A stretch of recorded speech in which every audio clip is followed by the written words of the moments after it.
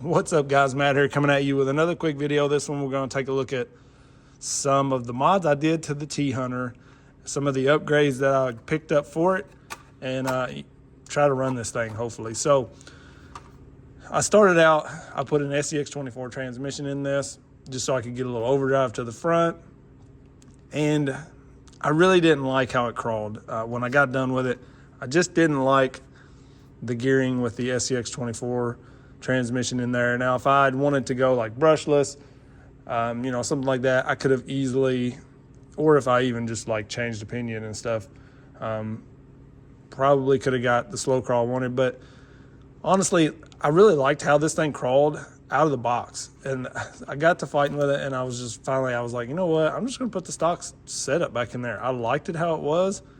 Why change it if I like it that well?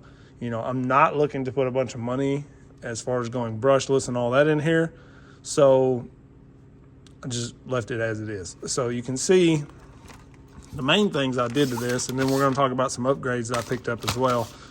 I got rid of the chassis mounted servo, so I used the FCX24 servo mount, a plastic one. The holes weren't quite wide enough, so I drilled them out and widened them just a hair, and then it fit perfectly on there. And a lot of people already know about this. I've kind of posted on Facebook and stuff, and I think a lot of people are doing it now. But and then your servo fits fine. You've got tons of room to fit a good servo. So did that, cut out the plate to get rid of the stock mount, and then moved that ESC mount. I just kind of moved it over to where that thing's angled down a little, instead of the ESC used to just sit flat up here. So now it's just angled down, and I like that pretty well.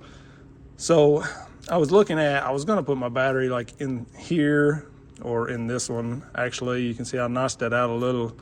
And I could have done that, but one of the things I liked about this truck was how easy the battery was to get to right here.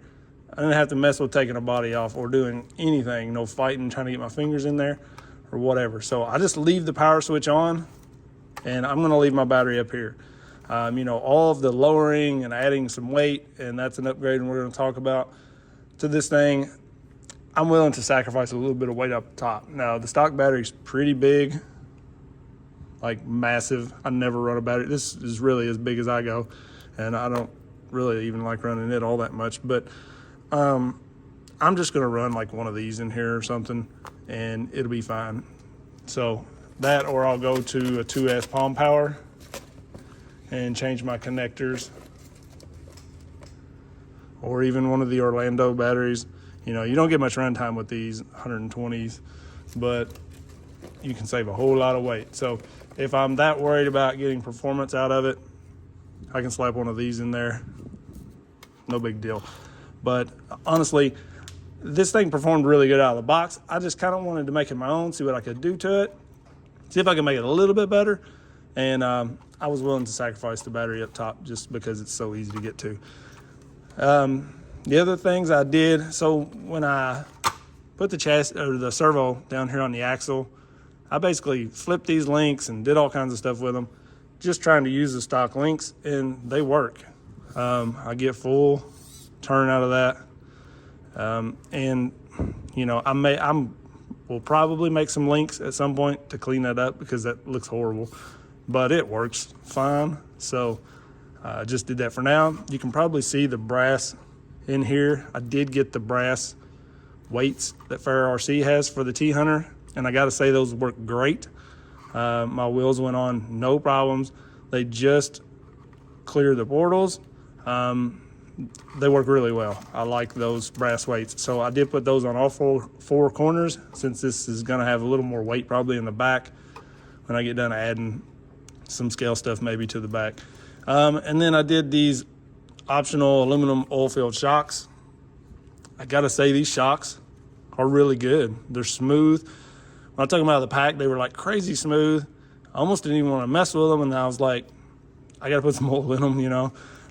So I took them to work with me because I haven't had a lot of time around here, and I was gonna build them, put some oil in there, and I pulled the cap off of one and they already had oil in them and everything. So I was like, well, I'm just gonna run them like they are. And they feel pretty dang good. None of them had leaked in the pack. None of them have leaked yet. So I expect them to hold the oil pretty well. So I really like these shocks. They're not crazy long, but they're long enough. So here's a FCX24 shock, I guess. I think these are oil filled as well, yeah.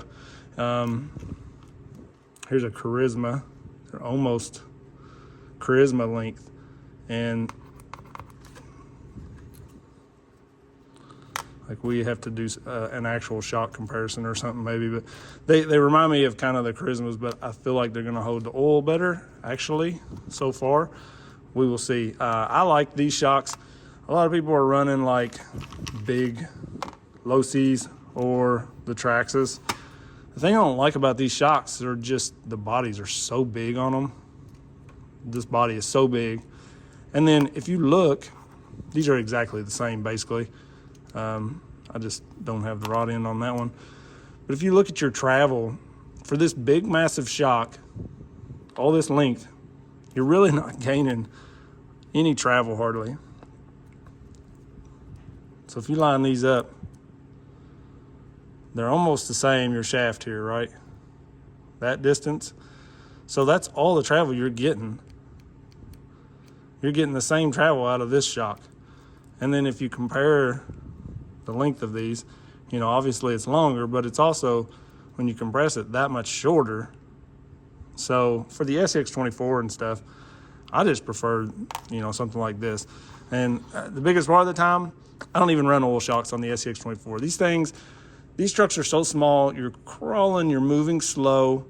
You really don't even notice much that you don't have an oil shock. You know, like this does not have oil shocks and it crawls really smooth.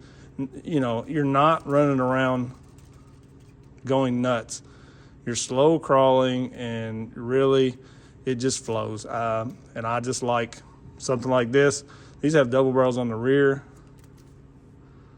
You can see these were the double barrels with 2 springs up here. I just took one off so they kind of settle like that. Probably gonna bring them down a little more actually, because that one came down on me. But I like that just kind of settles down, but you still have that extension when you need it. And then the front has the hard parks limited, but that rig, it works. This, I kind of wanted oil filled on it so it wasn't so bouncy with this bigger body, you know, and you can see it's not like it was. And I really like them. They work really well. They come with the little balls that you need for the inner here, because the stock system is like a double ball mount. And so it comes with what you would normally put on your stock link here, and then you just add the shock on to it with the longer screws. They come with the longer screws and everything. You can see here, I put my own links on here. I made these. When I put the servo on the axle, I had to do away with the panhard bar in there, so I made this link to 4-link it. And then I made these links, and these are actually some Injora SCX24 links with just some rod ends on them that I got from Amazon. I make all my own links now for the most part, and I just prefer it that way because I'm always doing such weird custom builds. So it works. It's lowered quite a bit because I moved the shocks up. They were mounted down here stock, so moving them up kind of pulled everything down, and I still get good travel. This thing, I did have to notch the bed out a little bit to clear the shocks in the back. You can see like that, to get that up through there.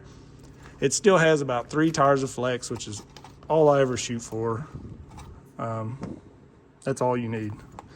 These rigs you see with suspension that they just like twist in half, it's just, you get on some serious technical lines. It looks good when you're just going over like some gnarly rocks. You know, people just crawl over like boulders thrown together. It looks like you're really doing something, but some technical lines where you're really side hilling, or you're just, I've fought that battle. I've had crazy flexed out rigs, and they end up fighting themselves. So 3 tires is really all I ever shoot for, and people will argue that to death. More flex, less flex, whatever. That's what I like personally, so it's just what I do. That's all that really matters. Just do what works for you. But I grabbed this optional gearbox. It's supposed to have the metal gears in here. We're going to pop this open and find out, because my gears are already clicking in this transmission. I did just go back to the stock setup because I preferred how it crawled much better than the FCX24 transmission in there with the Torque Beast motor, or one of them, I don't remember. I just really didn't like how it crawled. So I just went back to stock because I liked it and it worked for me. So I'm gonna leave it at that. This, I'm curious to see what all we've got in here, because I've seen a few people say they opened these up and they had some plastic gears in here, and it's supposed to be the metal gears. So let's see what we got in this. So open these up, guys. All plastic gears in this one as well. So if you look, where's the back? Machine metal gear. That's the pack I just took that out of. All plastic. So I don't even want to switch this out. I can't drive this right now. That sucks. So quality control, HobbyPlus. You've got to do better.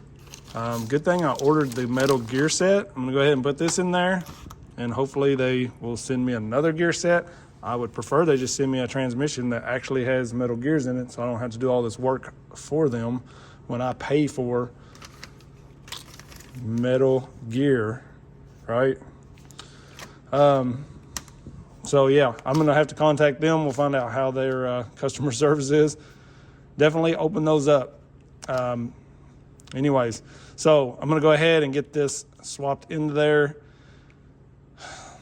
so I can get this thing running again.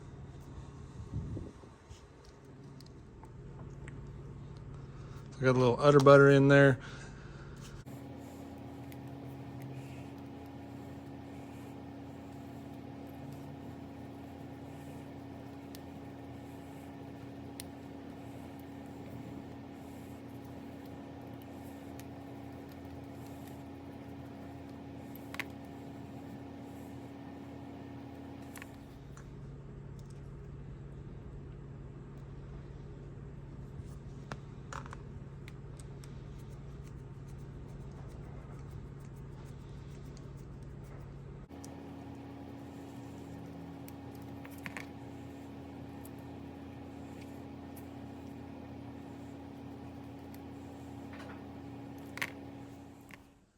All right, so I ended up going this route with wheels and tires for now.